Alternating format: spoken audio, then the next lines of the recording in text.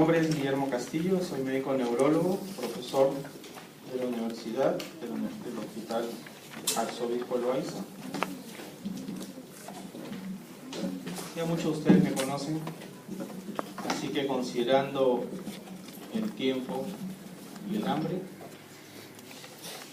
de parte mía, empezaremos rápidamente a tocar este tema bastante interesante, raro, pero espero que cuando ustedes vean puedan identificar esta patología.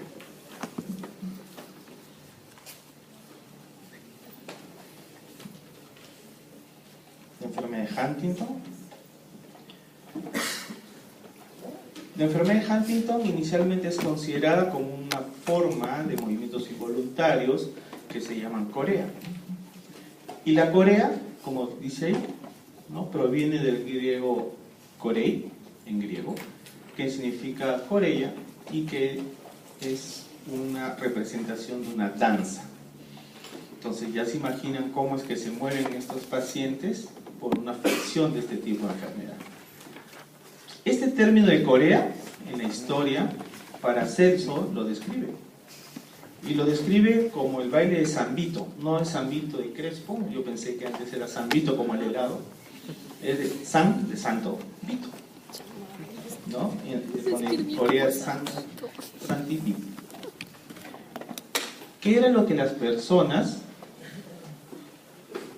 por un fervor religioso, hacían esos movimientos involuntarios considerados como una histeria? Entonces imaginan, ¿no? Entonces hacían su catarsis, veían al santo y lo describen, ¿no? Entonces Paracelso lo asocia, ¿no? Pacientes que tienen esa enfermedad, que obviamente es involuntaria, asociado a este baile o este fervor religioso hacia el santo que se menciona. Pero no es hasta muchos años después, hasta en el año 1872, este médico que ven acá, no es Francisco Bolognesi por si acaso, el doctor George Huntington, describe, ¿no?, de una manera bastante inteligente, en que empieza a ver a un grupo de pacientes con estos movimientos, ¿no?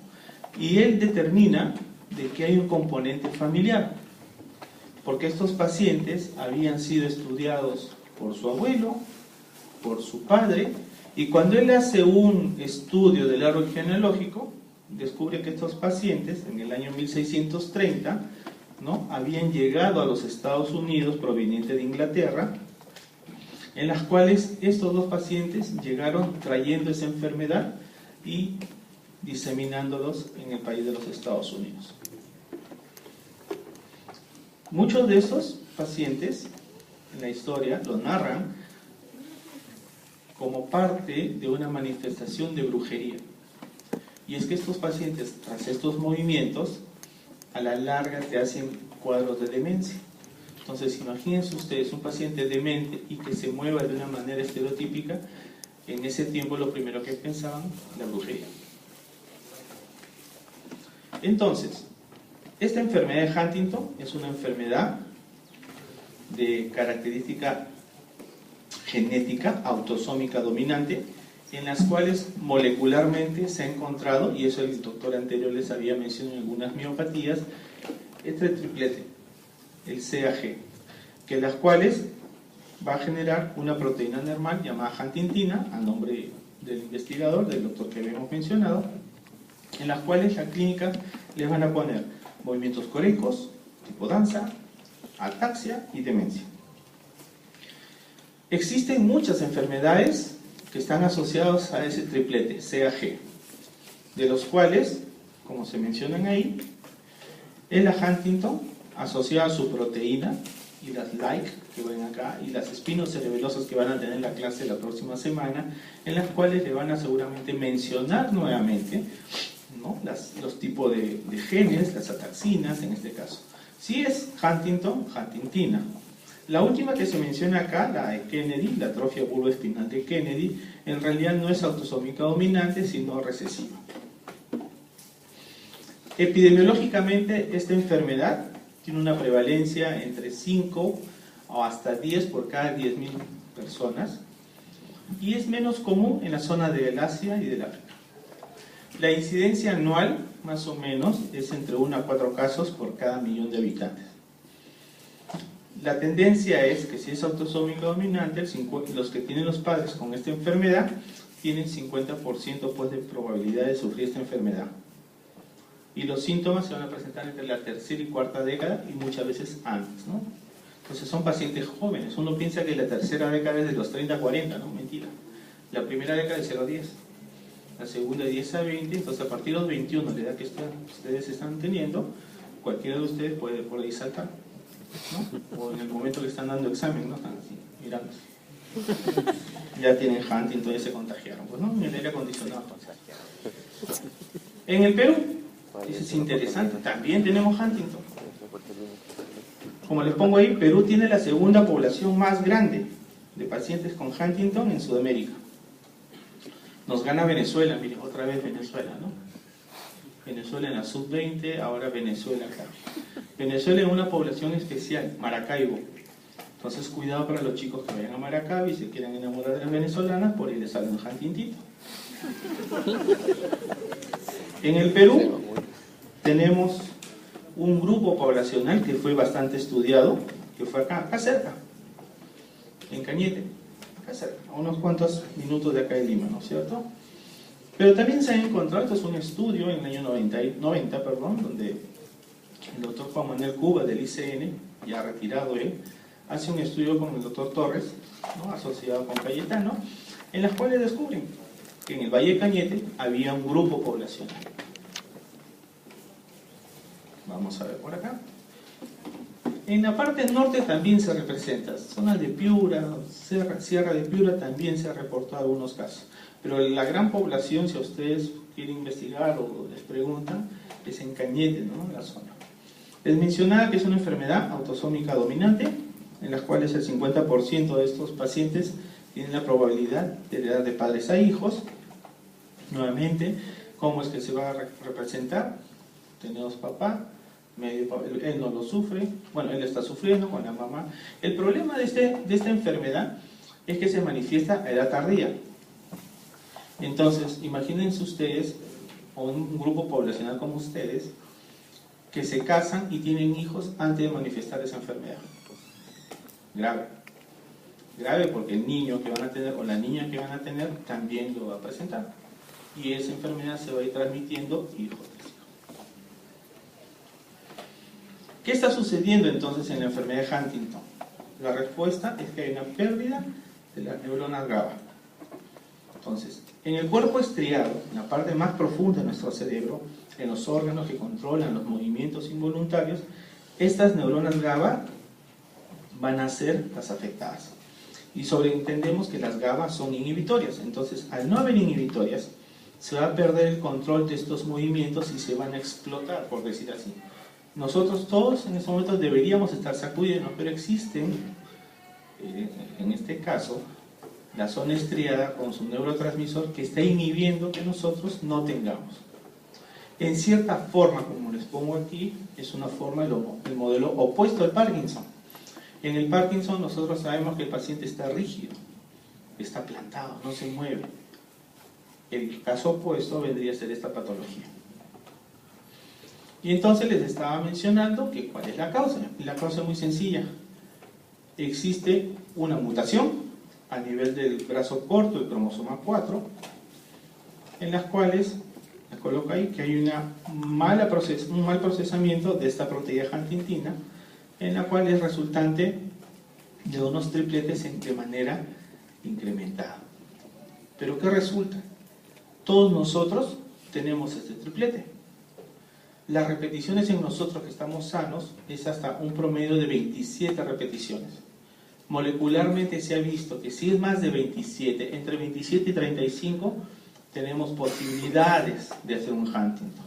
Pero si estos tripletes en estos pacientes se les ha estudiado y tienen más de 35 repeticiones, son Huntington cantado. ¿Correcto? Entonces es pregunta fácil, ¿no? 27 repeticiones en todos los sanos. Brazo corto, ¿no? Cromosoma 4, el P es de corto, ¿no? De petit, corto. Entonces, ¿qué sucede? Al haber esta sobreproducción de estos tripletes, lo que va a hacer es que se formen ciertos residuos tóxicos. Esos residuos son de poliglutamato, que son muy tóxicos y van a ser sobre todo toxicidad en las neuronas del cuerpo estriado. Entonces, esta proteína que es mutada genera una excitotoxicidad, por lo tanto produce radicales oxidativos, se activa la cascada de las caspasas, caspasa 1, caspasa 3 y finalmente la apoptosis. Este es el gráfico en las cuales el tipo de mutación descubierto en el año 93, no hace mucho recién, en las cuales se ve la expansión de estos tripletes, en las cuales se va a ver afectada en esta patología. Huntingtin es una proteína de más de 3100 aminoácidos y que se va a expresar en las neuronas, en las células neuronales y las no neuronales. Entonces, estas repeticiones en incremento, como les estaba mencionando, van a formar los fragmentos poli-Q o poliglutaminas o poliglutamatos, que vendría a ser el sinónimo. Y estos poli, lo que se van a hacer es acumular de manera intracelular, dañando la neurona, como ya les explicaba, generando lo que nosotros conocemos como la apoptosis. Este es un gráfico en las cuales normalmente pues el gen de la huntingtina está trabajando de manera normal, en las cuales empieza a trabajar dentro de la mitocondria, dentro de las células y con una normal como nosotros que tenemos. Pero ¿qué resulta? Al haber una sobreexposición de esta huntingtina se va a bloquear todos estos procesos, incluyendo el BDNF, ¿no? El factor de crecimiento celular a nivel de células del cerebro, que también este BDNF toca en el tema, por ejemplo, de las demencias, en las cuales se ha visto que el ejercicio físico que ustedes hacen incrementa este BDNF a nivel del hipocampo y mejora la cognición. Por eso que se recomienda eso, ¿no? El ejercicio físico. Igual en la diabetes, etc. Entonces, esto es lo que está sucediendo en la cascada de eventos en el Huntington. Tenemos Huntington disease, los cuales va a haber la alteración genética, ¿no? de la huntingtina, no va a generar a las diferentes formas de daño celular, como ya les mencionaba, alteración a nivel de la mitocondria, la cascada de las apoptosis, ¿no? Los problemas de comunicación intracelular, que a la final es lo que ustedes están viendo, que va a traer la formación, yo les había mencionado, de radicales libres, la producción de caspasas, de la 3, 1, etc. y la producción de glutamato, ¿no? Es un neurotransmisor sumamente pues, dañino, ¿no? Muy excitatorio. A las finales daña las células a nivel del estriado, los ganglios basales, con el empeoramiento de estos síntomas, que a la larga producen la apoptosis, muerte neuronal. Entonces, es una forma de degeneración, porque es una enfermedad degenerativa y es muy, muy mala, ¿no? Que te va a llevar a la discapacidad y posteriormente a la muerte. La edad de inicio, como les había mencionado, ¿no? Segunda, tercera década, más o menos, tercera, cuarta década, inicia en los 20, 25. He tenido yo particularmente gente muy joven, 20, 22 años, que ya empieza a tener los movimientos involuntarios, con el antecedente que la hermana, el hermano ha tenido, con el antecedente que la mamá ha tenido, el papá. Y estos pacientes no eran de acá de Cañete, no eran de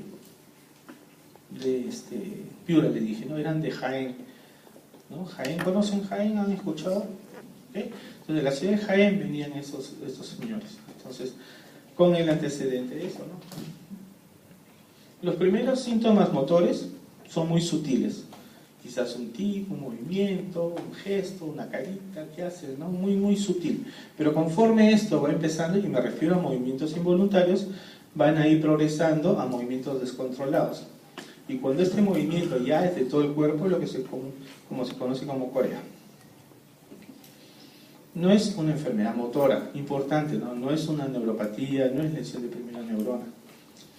El paciente puede llegar hasta incomunicarse, ¿no? Ya no puede, el paciente llega a tal punto que ya está discapacitado y sin esa la capacidad de poder charlar con ustedes. Y no es que tenga fascia, no es que tenga un problema de disarte, lentamente es un problema a nivel cortical.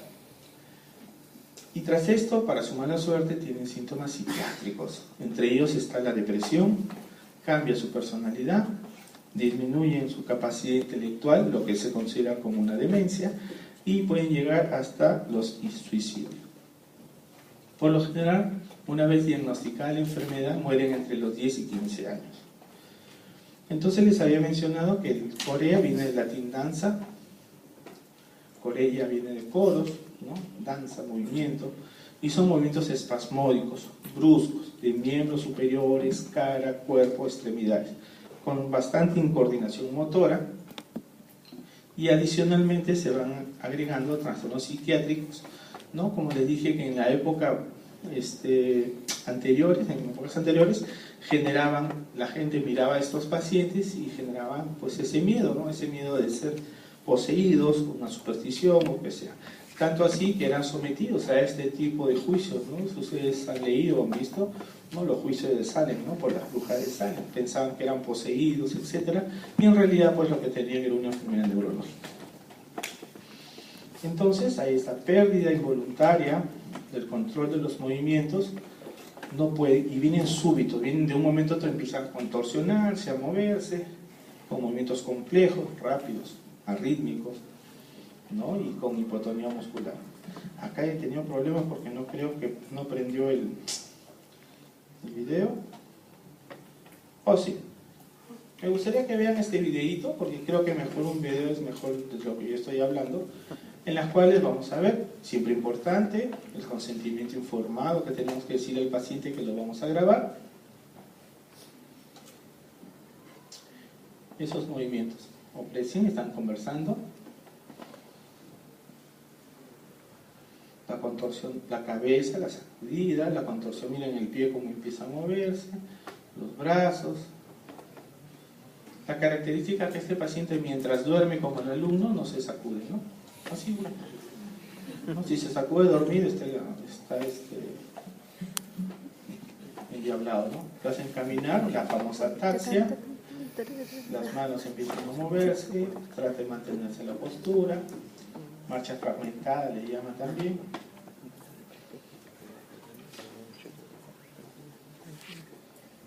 ¿Sí?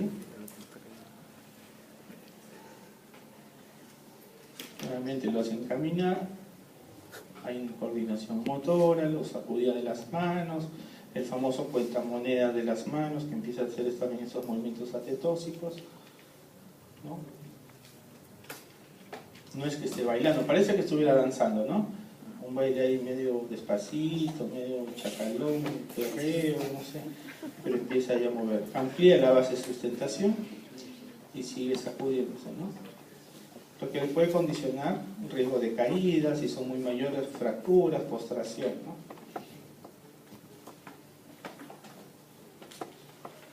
Muy bien.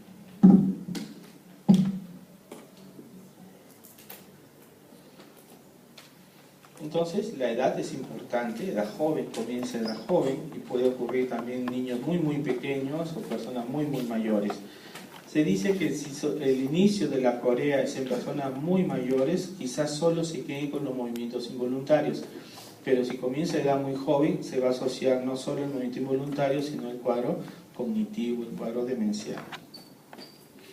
Importante saber que mientras más carga tenga clínica, debe tener mayor cantidad de repeticiones, sea G. No se olviden.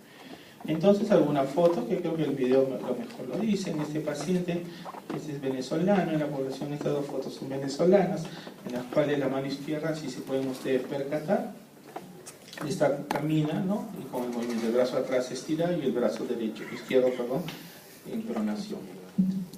No, está en supinación, ¿no? Está así en supino. Y en este caso la dama se tiene que sostener, como vieron en el video al inicio, el señor se trataba de sostener el brazo que mayor sacudía, en este caso la dama trata de sostener con la contorsión de la cara hacia un costado, ¿no? Pueden tener alteraciones como motora para la marcha, para la postura, pierden peso, se van adelgazando, ya no pueden deglutir, ¿no? Es un tema bastante complicado. Es más, sería muy mala suerte que tras eso empiecen a convulsionar. ¿Y pueden convulsionar? Sí. Sobre todo los que son portadores del Huntington de presentación juvenil. Los síntomas psiquiátricos, depresión, psicosis, como les dije, la tendencia al suicidio, y pueden tener, como les llamo, trastornos cognitivos, tanto de la memoria reciente como del juicio, y por lo tanto eso considerado como una demencia, y si es una demencia, está dentro del grupo de las demencias subcorticales. Entonces los movimientos coreicos que ustedes van a ver en el paciente, esta es una secuencia de fotos, no se agrega video, sino secuencia de fotos, en las cuales el señor hace todos esos movimientos. Estos movimientos se den con el sueño, ya les había mencionado. ¿Qué sucede en la anatomía patológica? En la cual vamos a ver con la histología y con la macroscopía alteraciones degenerativas, básicamente cabeza y núcleo caudado y todas las áreas del cuerpo estriado. Aparte se va a encontrar atrofia cortical frontal, sobre todo en la región frontal, básicamente sin alteración del lóbulo temporal, en las cuales microscópicamente yo les había dicho que hay una depresión del GABA. Entonces toda la selección de neuronas GABAérgicas van a ser minimizadas con la degeneración de todas las capas profundas. Ahí, por ejemplo, vamos a ver, esta es una nota en las cuales normalmente en Huntington, un paciente con Huntington, vamos a ver toda la alteración, tanto el núcleo estriado como las conexiones, lo que a la larga va a generar una atrofia. Y esta atrofia, ¿qué mejor vista sobre esto, no? Ven ustedes acá un PET en la mano izquierda, en las cuales todo lo que correspondería a los ganglios basales del lado izquierdo se han sido minimizados. No hay áreas captadores, las cuales funcionalmente ya te puedes ir dando cuenta. A nivel de resonancia es un poco más difícil reconocerlo, tanto en secuencia T1 como T2 es un poco difícil, lo cual ya les estoy diciendo cuál sería el examen ideal, ¿no? Un T1, resonancia, un PET. Definitivamente yo pido un PET. En la patología vamos a ver la gran atrofia que ustedes pueden ver acá, una atrofia. Los núcleos de acá basales no se van a ver, en las cuales van a haber gran pérdida de las neuronas tanto de la corteza como del estriado, una ventrículomegalia y la atrofia cerebral propiamente. Esta es una muestra de un paciente de Huntington. Entonces, nuevamente, hacemos el PET scan, en las cuales se va a ver el hipometabolismo de la glucosa que ha sido marcada para que no se ve la tinción, ¿no? Que debe ser rojo activo, no lo vemos, casi lo vemos frío azul. El PET scan. Entonces, ¿cómo diagnostico esta enfermedad? Básicamente con mi semiología, ¿correcto? Yo agarro y miro a ese paciente, pregunto cómo son los movimientos, si son de día, cuando duerme, generalmente debe ser de día, son movimientos bruscos, de sacudidas, en este caso, como han visto en el video más o menos, y reconocer también la parte de la familia. O sea, yo tengo que preguntar, raro que sea una mutación entre toda la familia, ¿no? A no ser preguntar de manera muy sucinta, muy discreta, que no va a ser paciente adoptado. Ojo, porque ha sucedido casos. Toda la familia rubia, el hijito negrito es adoptado, ¿no? En este caso, toda la familia sana y tengo un paciente, entonces preguntar, ¿no? Señora, señor, ¿no? O a sus hermanos, ¿él es adoptado? ¿No? ¿Lo recogieron en su caja de leche? Siempre hacían así los hermanos, ¿no? A ti te recogieron. Ojo, y hay que manejar todas esas variables. Si te rejuran y te rejuran, entonces a la mamá, ¿no? Se le pregunta, señor, ¿es su hijo? Sí. ¿El señor que está acá es el papá? No pregunten eso. Sí, es que en genética, como ustedes saben, todos los estudios genealógicos, todo tienen que preguntar. Al margen del pudor, la vergüenza, ustedes tienen que saber si es o no es. O es adoptado, o es de otra mamá, o es de otro papá. Ojo, ¿eh? Imágenes como estudio, entonces tenemos las neuroimágenes, les había mencionado la resonancia, podemos tener una tomografía que por ahí nos puede ayudar, pero qué mejor que un examen funcional como es el PET scan. La confirmación de la enfermedad se hace mediante un estudio genético, en las cuales biología molecular me van a informar que encuentran una expansión patológica, o sea, más de 35 repeticiones del CAG en el gen IT15, que vendría a ser el exón más proximal. El IT es lo que nosotros vamos a representarlo a nivel de biología molecular, y creo que con esto ustedes ya pueden tener su tratamiento, su diagnóstico y por ende su tratamiento. Necesito yo saber otras causas en las cuales la Corea Huntington también podría simular otras enfermedades esta patología. y ustedes pueden ver una serie larga, ¿no? Sería pues bastante ocioso aprendérmelas todas, pero igual le voy a tomar. Enfermedades mitocondriales, Friedreich, Wilson, la degeneración hepatolenticular. ¿Cómo se llaman los anillos de Wilson? A nivel de la córnea, del iris. Ya está. Apunta Betsy. No está Betsy, ya se fue. Pero ha dejado grabando, ¿no? Muy bien. Saludos a Betsy. Se ha ido. Muy bien, entonces, diagnóstico diferencial. Y es lo que siempre se pide, ¿no es cierto? Entonces yo tengo mi diagnóstico y hacer ejercicio mental. Diagnóstico diferencial. O de repente por ahí te arroja que no es. Entonces tenemos las otras enfermedades de Huntington-like, le llaman, ¿no? Las L, ¿no? De causas adquiridas. Importante, muchachos, que sepan esto. Por ejemplo, ¿no? Ahí les he colocado de patología focal. Yo tengo un SB en el estriado. Pasa el SB, mi hemorragia, mi infarto, lo atendí yo, le di de alta y se fue a un momento a los consultorios de ustedes. Muchos años después, yo ya lo dejo de ver y ustedes empiezan a captar a este paciente y vienen con movimientos involuntarios. ¿Sí? En este caso no es una corea de Huntington, no es una enfermedad de Huntington, es una corea secundaria a un SB. Lesiones ocupantes de espacios, tumores, por ejemplo, granulomas. La corea Sydenham, que nosotros vemos en niños, con problemas ahí de una infección de estreptococo. El lupus, te pueden dar lesiones, el antifosfolipídico primario, etc. Ven una serie de causas bastante largas, desde infecciosas, degeneraciones, en este caso, la encefalopatía de Wilson. El uso de fármacos, importante. Antiepilépticos como la fenitoína, carba o valproato te pueden dar. El tratamiento, ya casi ya para terminar, el tema es bastante corto, pero es bastante bonito por la parte genética, lo que les gusta. El tratamiento es multidisciplinario. Entra a tallar el neurólogo, entra a tallar el psiquiatra, entra a tallar terapia física, medicina ocupacional, porque hay que adecuarle su casa, su ropa, su calzado a una mejor calidad de vida.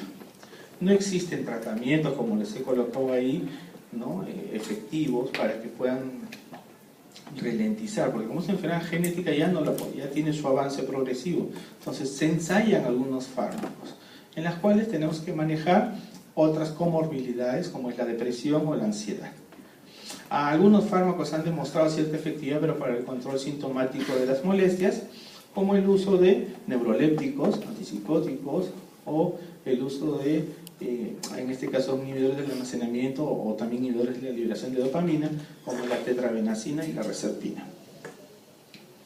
Le pongo aquí el cuadro, en las cuales hoy por hoy en el Perú se cuenta ya con la que más es efectiva que es la tetrabenazina, que se empieza a dar de dosis pequeñas, 12.5, la tetrabenazina viene de 50 miligramos, entonces empezamos a darle un cuartito por día y vamos aumentándole poco a poco hasta el control.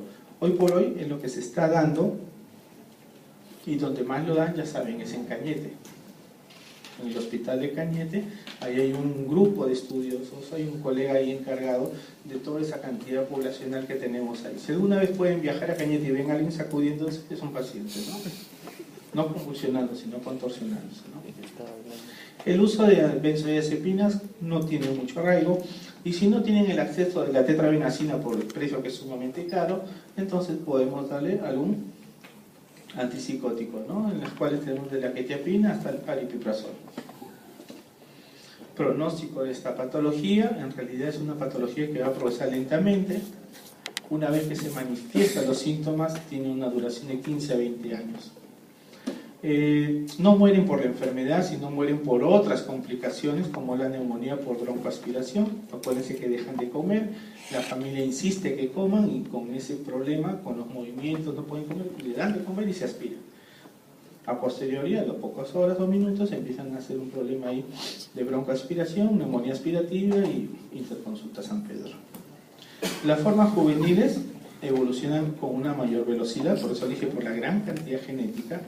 No hay tratamiento y bueno, en este caso la terapéutica lo único que va a surgir es para de alguna manera darle una mejor calidad de vida. Importante como le dije al inicio, que el tratamiento tiene que ser multidisciplinario. Si ustedes asumen el caso, van a pierde su paciente, pierde la familia. Y otro de los tratamientos que se indica es el consejo genético. ¿Saben lo que es el consejo genético? ¿No? Si yo tengo un niño con ya síntomas, un joven como ustedes, lo primero que tengo que hacer es hacer vasectomía. ¿Sí? Si es una dama, hacerle bloqueo tubárico bilateral. En otras palabras, esterilización. ¿Por qué no? Porque esa persona, si está todavía con pequeños movimientos, puede tener un niño, ¿correcto? Y ese niño va a heredar la enfermedad. Y creo que sería injusto. ¿Me dejo entender? Entonces, si tienen ustedes un paciente, inmediatamente, y si es un paciente adulto y no tiene hijos, tú tienes que enviarlo al urólogo o al ginecólogo, al urólogo para hacerle una vasectomía, no para, ¿no? Por si acaso, porque me han mirado los varones. No, es vasectomía, se hace la vasectomía y asunto arreglado. Y evitamos nosotros que la enfermedad se siga progresando, reproduciendo. Muy bien, para los que están interesados, las primeras 7 bibliografías donde voy a tomar el examen, generalmente de las revistas, las 7 de ahí voy a sacar, ¿ya? No, mentira. Ok, y para los que no conocen mi hospital, están invitados a conocerlo. Muchas gracias. Si tuvieran alguna pregunta. ¿Ninguna? Bueno, por indicación del rectorado ya nos tenemos que retirar.